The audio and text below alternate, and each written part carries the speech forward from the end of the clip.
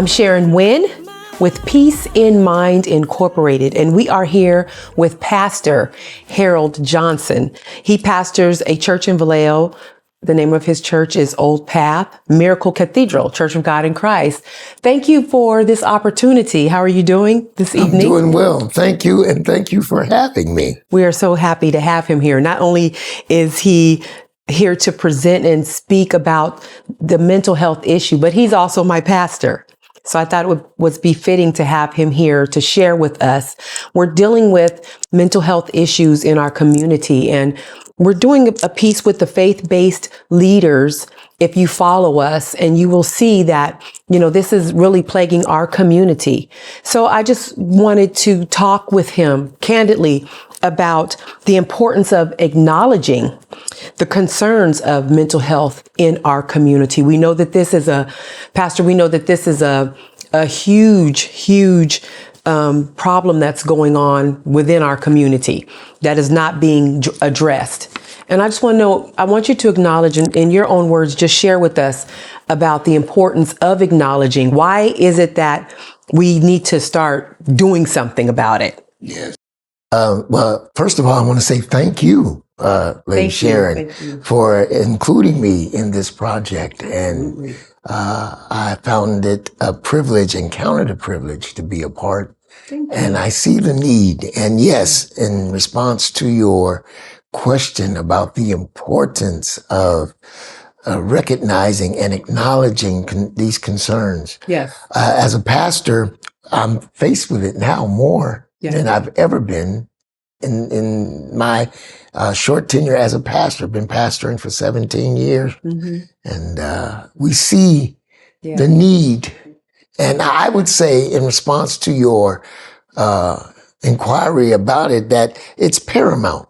Yeah. Meaning that this is one of the most important issues that we face in our community. Yes. The need is, in the past, been semi or not dealt with at all. Right. And why? Because in our community, looking at mental illness, it wasn't mentioned. No. It was kind of swept under the rug. Yes. And we see somebody and it's like, oh, right. And so many things and false labels and things would come on and we would use. Mm-hmm. And I think now is the time for us to stop doing that. Yes. It's paramount that we approach this with all of the resources, the church and other resources that I'm sure we'll talk about. Yes. But I'm grateful to you for undertaking this endeavor, you and Peace in Mind Incorporated. Yes. Thank you. Thank you. We totally recognize that this is something that we need to bring to the forefront. It's easy to sit back and talk about those in the headlines that are dealing with mental health issues. And when in secret, people are dealing with this and they're not saying anything and they're not advocating for their loved ones because of the fear of what people might think. Right. The fear of what people might say. And, I'm inclined to say that, in times past, if we look in history, a lot of times it was what happens in the house. Stays in the house. It stays in the house. Or tried to.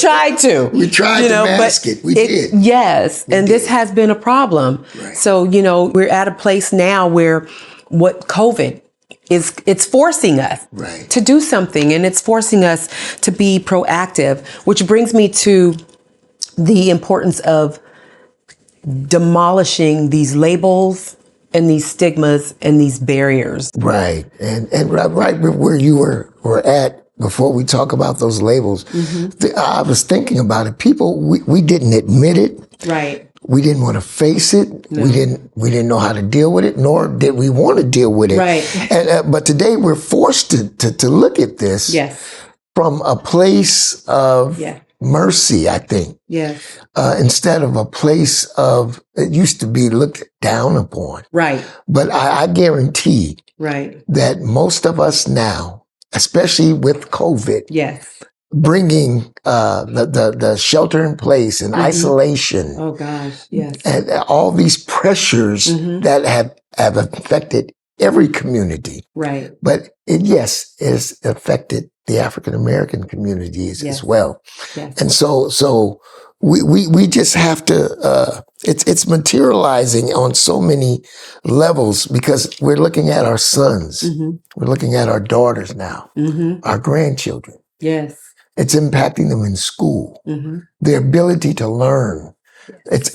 It's a traumatic, they are traumatized. Mm-hmm.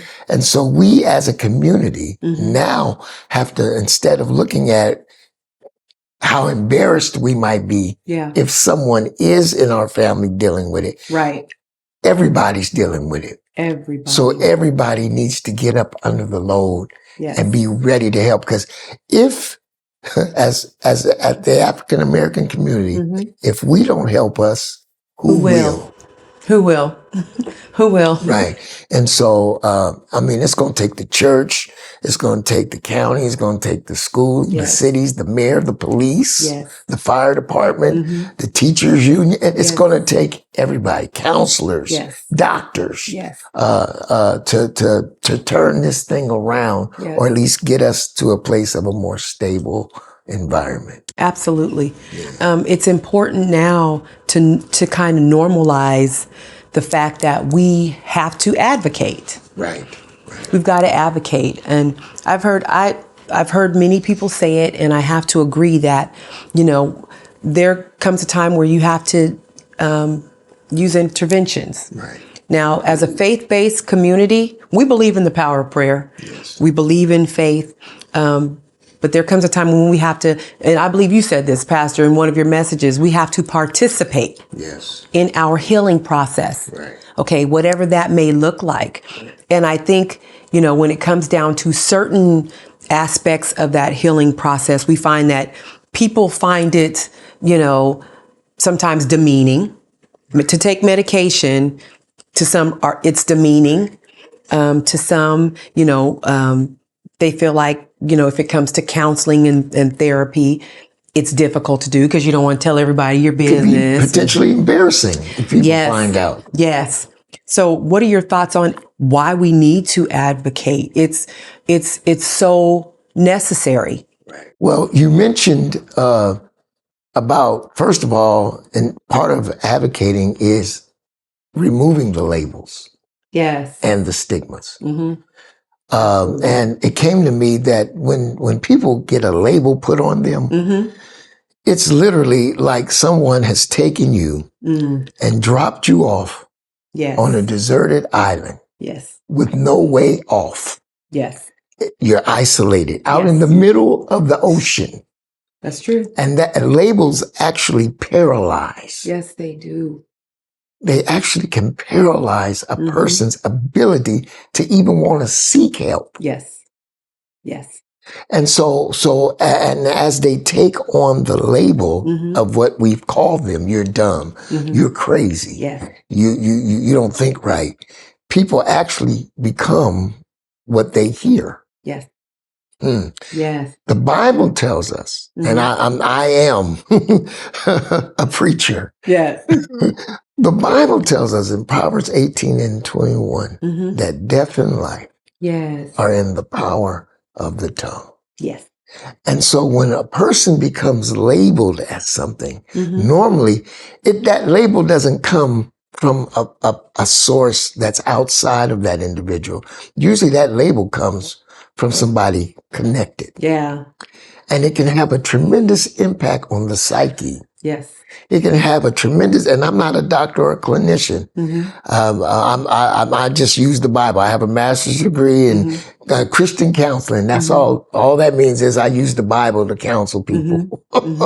But I do see the power of words and impact and stigmas, how they affect people. Yes. And so one way to advocate is to educate ourselves on stop putting labels on people that need help. Yes. Especially labels that are demeaning and derogatory. Yes. Stop using labels, and it's time for us to change our verbiage. Right. Ooh, that's good. Change the way that we address people. Right. You know, as you said, there are people I'm sure that can relate as young children who may be someone, a sibling or someone, as you said, from the inside has spoke something over your life and you can't seem to break free from that. Right. That's how devastating and traumatic that it can be when people put labels on you. Right. But just as the same as you said, the power of life and death is in our tongue. Right. It's important that we speak life. Right. To those that we are praying for, to those that we want to be healed. Right. You know, so that is so paramount. Can I add this too? Because it's not just held to even the childhood or experience, but in our marriages. Yes. Being connected to someone, your spouse, yes, who is always derogatory or negative. Yes. That's abuse, and it can cause mental illness. Yes. And so you if you love somebody, you don't put derogatory labels on them. All of us have issues. All of us. There's no perfect person in the world. No. So through the power of love and through the power of patience, the next thing I think about when you said being an advocate is we do need to stop and identify these issues and not turn away from it. There's a difference from putting a label or a stigma on somebody and then identifying that there's a problem. Right. We see the problem. Even if people don't see it, we see it. We see it. There's an issue. Yes. So we need to identify the issue. Yes. But once we identify the issue, part of advocating then is being willing to, here's more scripture. The Lord says he looked for someone. I'm searching for a man. Or a woman who will stand in the gap. These individuals that are suffering with mental illness, you have to be willing to stand in the gap with them. And go through the process. And be patient and be kind and long suffering because it's a journey. And when you identify the issue, you don't abandon that person. That's right. You go through it with them. Because once again, these are our sons, our daughters, our parents, our aunts, our uncles. True. And so I say part of advocating is eliminating those stigmas and then being willing to stand in the gap and identify the issues. But also go through the healing process. With our loved ones. Yes. And it can be very challenging. But it's possible to do because a lot of times what happens is a lot of people, because of the different behaviors, sometimes they become isolated in that journey. But we have to, like you said, stand in the gap. Somebody's got to stand in the gap. I was going to comment too. Do you remember the time, and I know you do, Sharon, when as a pastor, they just told you, well, let's come and pray. Yeah. Okay. And we just need to cast the devil out. Right. We grew up in that era. Okay. You just, you came to church and they got the oil and prayed over them spirits and cast the devil. And then if the devil didn't quite come out that night, they said, come back to Tuesday night, Tuesday night, Friday night prayer, and even as the church, as a pastor, we can no longer take that position only. Absolutely not. Yes, don't get me wrong. We're going to pray. Yes. And we're going to seek God and we're going to tarry. We're going to cover you, ask God to deliver. Absolutely. But then as a pastor, I'm realizing in this generation and era too, that I need to also be willing to recommend some other resources. Absolutely. That's key. And I'm not saying prayer is not working. Right. No. I'm just saying some folks need some other levels of support. Yes.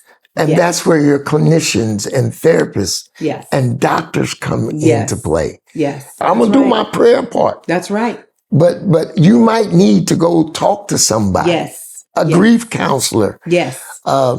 I was looking at some research, Mm-hmm. and a lot of in our community, actually, the level of mental illness is about the same as in other communities, and even the white community. But ours is brought on. We have a much more traumatic exposure, and what we tend to do in our community is self-medicate. Yes. And that's where substance abuse comes into play. Yes. Drugs. Yes. Narcotics. Yes. Alcohol. Absolutely. And now pills. People do drugs. Yeah. Because they want to change absolutely how they feel. Yes. And then they end up, but we know now one bad trip. Yeah. It can end your life. People are overdosing. Yes. Or taking one pill and it's killing them. Yes. You know, and they didn't take that pill with the intent to be dead. They didn't smoke whatever they were smoking with the intent to be dead, but they're trying to heal something. Yes. That only God can heal. Yeah. And the help of some support. Yes.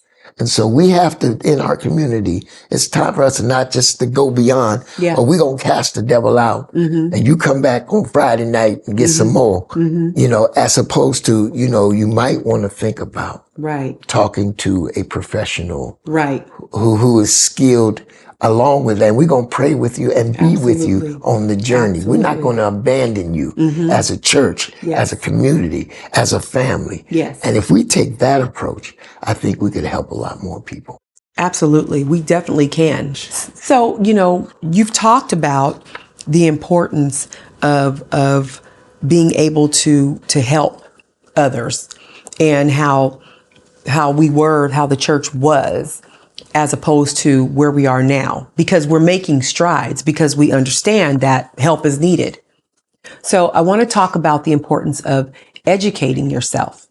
We have to understand the only way that you can address a situation that needs assistance and help is to educate yourself and to know what you're dealing with. Right. And this is where we're having a lot of issues where people, they just don't know where to go, where to turn, you know, so they don't realize that there are resources. As you spoke of, there are resources out there that can aid in giving the knowledge that caregivers need to be able to assess what's going on for their own selves, for their own safety, even because there's situations where your loved one is not, you know, taking medication that they should take, and they stop cold turkey. It could turn into adverse situations that are unsafe for everyone. So we really have to educate ourselves. I do agree with you.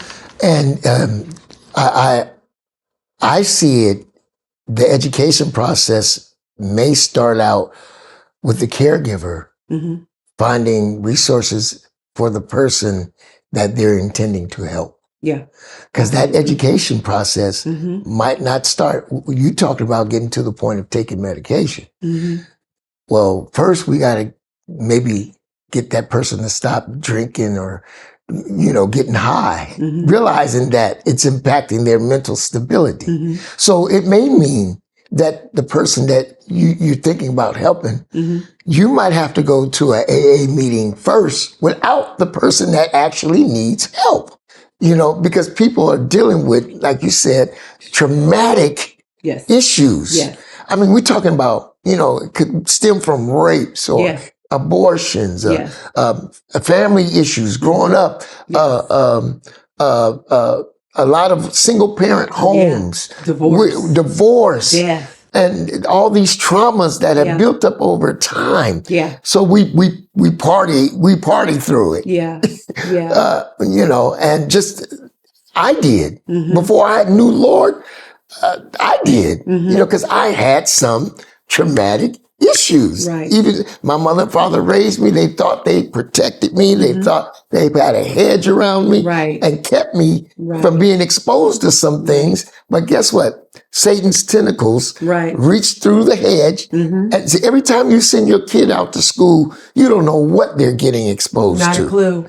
You know, with technology, and, you know, kids are committing suicide over cyber bullying. And I mean, so at first, getting educated might mean you going and saying, I know a person, my son, my daughter, they're dealing with this. How can I help them? Just so that you can get them maybe to start there. And then maybe get to a doctor who can prescribe something if they discover, if they will allow themselves to be tested or diagnosed. It's a process. It's a process.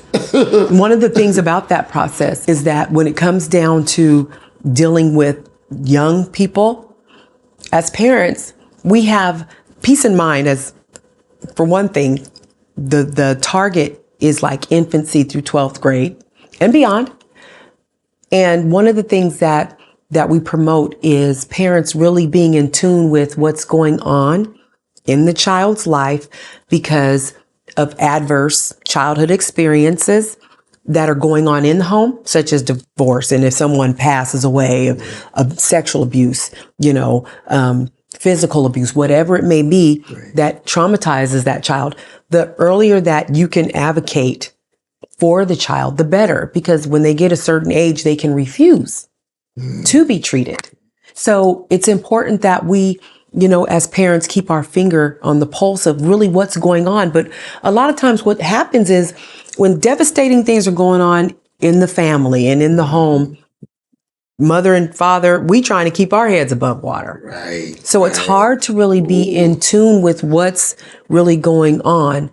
So that piece about getting out there and getting resources, which Peace of Mind, we offer resources, and I'm partnered with NAMI, where you can go and get information for your family member, or there's peer support, people who are recovering, who have said within themselves, okay, I realize I have this problem and I need to take my medication so that I can be healthy. And sometimes it's not always medication. Sometimes it's talking to a therapist, talking to a counselor, and unpacking some things and trying to make sense of what happened when you were 5, what happened when I was 10, because you didn't have the voice to speak and advocate for yourself. You know, so there's so many moving parts and so many moving components, but it's important that we begin to start to heal by ways of getting the resources, getting the help, and being proactive. Yes. Of what it looks like. Because that's a scary thing right there. It is. What is it going to look like when it's all said and done? Well, I would say, as you were talking too, maybe it stems from if there is a loss in the family. Like you said, because it's not just the children dealing with it. It's mom and dad too. So maybe the willingness to take the whole family and talk to someone. A grief counselor or someone where everybody can voice and you go through it together. Would be helpful. And we tend to go, oh, I don't need that. But when these illicit behaviors surface, we realize you need something.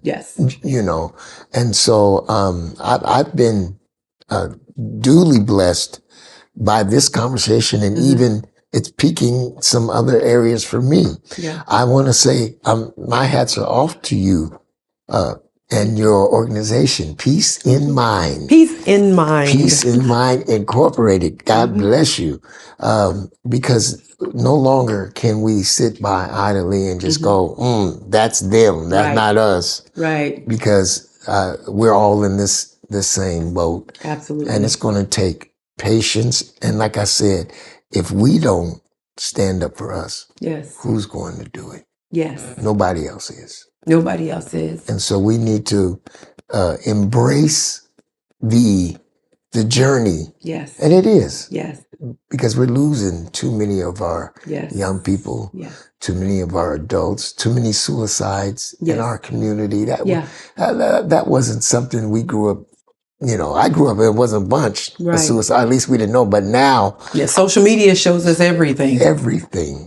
Too many, and we just skim over it and go to the party. Even at funerals, I see young people at loss. They can't deal with grief. Yeah. So they're coming in the funerals. Yeah. Intoxicated. Yeah. They can't stand up or so high, or they putting liquor bottles in the coffin. With, that's saying I'm under distress. Yes. And I don't know how to deal with it. Right. So, and another key sign is that uncontrollable anger. Yes. So the youth are just showing anger. They just turn over tables and just going, berserk. But we need to pray and we need to help guide. Yes, definitely. And so again, hats off to you. Definitely. And peace in mind. I believe, we've got to do something, and you have our support. We have to. Thank you so much. And please continue to educate us, and we'll continue to pray for you. Thank you. Thank you. And before we go, and before we wrap it up, I just want to take this moment, and I want Pastor Johnson to speak a word of hope and a word of encouragement. There might be someone out there on the brink of letting go, giving up, and they might tune into this at that right time and hear something that God gives you to speak to them. And I want you to take this time and I want you to speak a word of hope and encouragement to them. Certainly. If you're watching and hear the sound of my voice, first of all, you are not alone. God has a plan. I know the thoughts that I think towards you. God says they are good and not evil, to bring you to an expected end. Yes. And if you will trust and lean on Him, and yes, you can lean on us too. We're here, and we're here to help. We're here to pray. We're here to guide you. We're here to get you resources. Don't be ashamed. All of us have had a moment. All of us have dealt with some sort of mental anguish at some point in life. Either through the loss of a loved one, the loss of a relationship, even the loss of a job or employment. It hits at all levels. Nobody misses this thing called life. We all have a storm that comes our way. But I just want you to know that God is with you in the storm. If you will reach for Him, and don't be afraid to reach for somebody that you can trust, then everything will be all right. God bless you. Thank you so much for just speaking a word of hope and for just giving you as God has, and speaking what God has given you to share with those who are listening. And we just appreciate you for your time and for accepting, and we're grateful. And just remember that you can have peace in mind.